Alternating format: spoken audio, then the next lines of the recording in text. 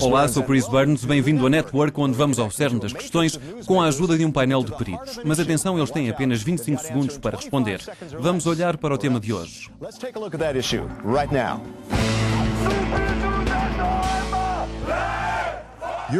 O ensino superior na Europa está numa situação difícil entre os estudantes que enfrentam cortes devido à austeridade e o aumento das propinas e mensalidades e os custos sempre crescentes para professores, novas instalações e investigação. Os fundos públicos e privados para a educação superior na União Europeia estão abaixo da média da OCDE e parte da batalha orçamental no Parlamento Europeu passa por investir mais dinheiro na educação. Mas há também uma tendência crescente de partilha de custos. Um grande número de Estados-membros da União Europeia está a aumentar as propinas e as taxas. A OCDE tem pedido mais colaboração na investigação com o setor privado na Europa, como é feito nos Estados Unidos. Os críticos dizem que se está a vender a educação no mercado quando se privatiza algo que deveria ser um direito e não apenas para uns poucos privilegiados. Poderá a aprendizagem por internet ser uma das soluções? Os campos virtuais fornecer aquilo que torna as universidades obsoletas? Ou vamos ter um sistema educacional de dois patamares e, por sua vez, uma sociedade a duas velocidades? Ligadas à Network, temos aqui no Parlamento Europeu, em Bruxelas, Doris Pack, Presidente da Comissão Parlamentar para a Cultura e Educação e membro do Partido Popular Europeu.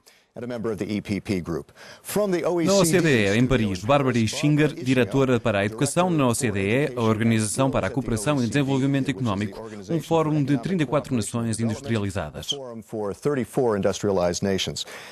E também aqui no Parlamento, Leslie Wilson, secretária-geral da Associação Universitária Europeia, que representa as instituições de ensino superior em 47 países.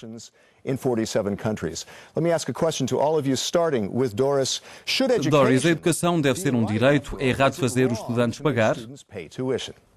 A educação é um direito de todos. Acho que devemos fazer o possível para que todos possam ter esse direito, mas devemos utilizar oportunidades exteriores à educação para ajudar financeiramente, se necessário. Bárbara, o que pensa sobre isto? Todos os candidatos qualificados devem ter acesso ao ensino superior. A OCDE defende parcerias para o seu financiamento. Ok, mas é mais fácil dizer do que fazer. Leslie fala em nome das universidades europeias? Sim, eu acho que nós queremos ter mais pessoas a estudar e licenciados mais qualificados. É preciso certificarmos-nos que o acesso é aberto a todos os que têm as qualificações adequadas. Acho que se deve discutir, ao nível de toda a sociedade, como se quer pagar pela educação. Quem deve pagar? O erário público? O setor privado? Os próprios alunos? Acha que os governos estão a ver o ensino como uma prioridade ou a fazer o mínimo pela educação, Bárbara? Na Europa, os governos estão à procura de soluções e, de facto, vemos países onde há uma falta de fundos e a contribuição dos estudantes pode ser uma solução.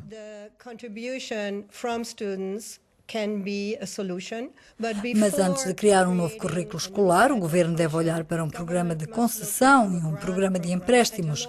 A Austrália é um bom exemplo disso. E na Europa? E a batalha orçamental aqui no Parlamento Europeu? Doris, há alguma hipótese de haver mais dinheiro para a educação? Espero que sim e tenho a certeza de que, pelo menos a nível nacional, os decisores estão cientes de que se hoje falam sobre educação e a grande importância que ela tem, amanhã devem estar a dar o dinheiro. Acho que neste momento ainda estamos um pouco atrás e espero muito das negociações entre os meus colegas da Comissão Orçamental e os ministros. Espero que nos leve a um nível superior. Os governos dizem há crise financeira, temos de cortar. Isso é justificação suficiente para cortar o financiamento da educação, como vimos nos últimos anos, Leslie? Acho que existem diferenças enormes em toda a Europa. Alguns países estão a investir massivamente na educação superior, outros não. Acho que têm uma visão demasiado fechada sobre o assunto. E corre-se o risco de fragmentar a Europa se uns países forem numa direção e outros noutra. Essa é uma boa pergunta. Bárbara, existe o perigo de fragmentar a Europa com este tipo de política ou políticas divergentes?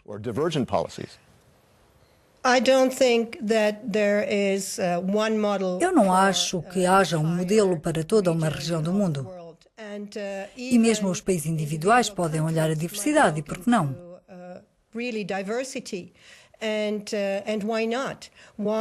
Porque deve uma escola de gestão depender fortemente de financiamento público? Porque não cooperar com o setor empresarial e, ao mesmo tempo, dar experiência prática aos seus alunos? Mudamos para o setor empresarial, o setor privado. Doris, existe o perigo de que, se formos nessa direção, estamos a vender, a privatizar a educação? Não é privatizar a educação, estamos a tentar ligar o mundo dos negócios à universidade. E eu acho que às vezes vemos que as universidades são como torres de marfim. As pessoas devem ser educadas para viver num mundo moderno e as universidades devem saber o que têm de fazer. Eu acho que é uma influência positiva que pode vir e que deve ser feita. Leslie, Torres de Marfim tem de responder a esta. Acho que já foi assim, mas esses anos estão já muito longe e as universidades estão a cooperar de formas muito diferentes, tanto no ensino como na educação continuada e na investigação, em parceria com o setor privado. E elas sabem muito bem que têm de pensar com muito cuidado as suas estratégias sobre como manter a sua responsabilidade para com a sociedade, enquanto, ao mesmo tempo, trazem recursos e projetos adicionais que fazem sentido. Bárbara, mas não há um perigo, eu li sobre isso, não estão algumas universidades a tornar-se excessivamente dependentes do financiamento privado, o setor privado a dominar as universidades?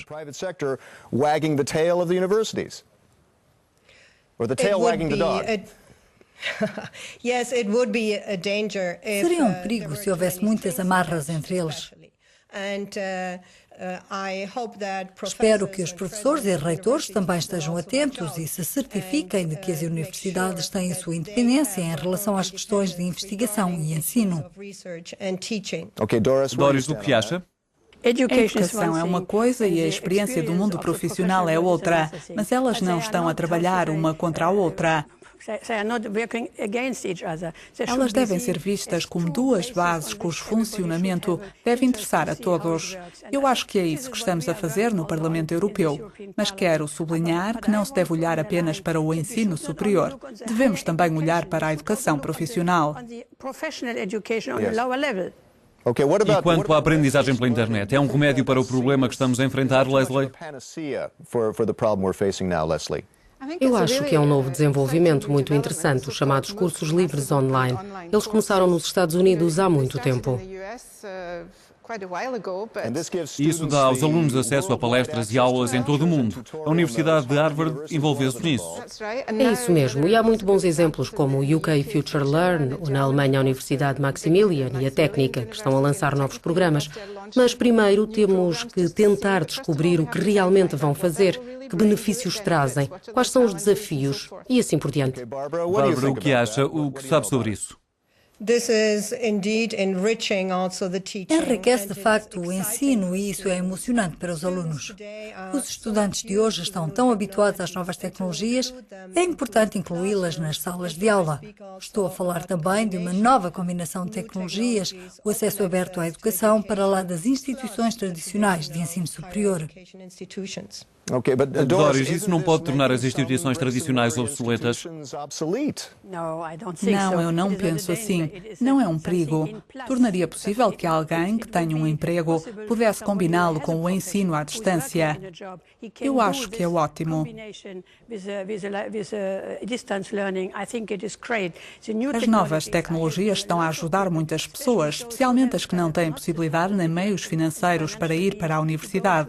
Elas podem continuar a trabalhar e acho que isso é ótimo e não devemos criar uma diferença entre ambos. Volto à questão das propinas. Leslie, quanto tempo acha que vai ser possível aguentar até ao aumento das propinas?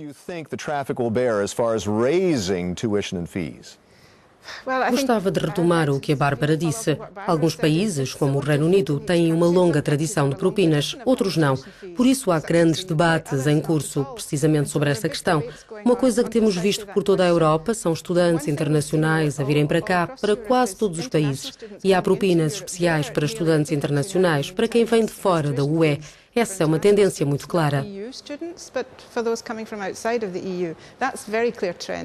O tempo que tínhamos acabou por hoje. Agradeço às nossas convidadas, Doris Puck, Bárbara Inschinger, Leslie Wilson. Sou Chris Byrne. Até à próxima. Obrigado por se ligarem à Network.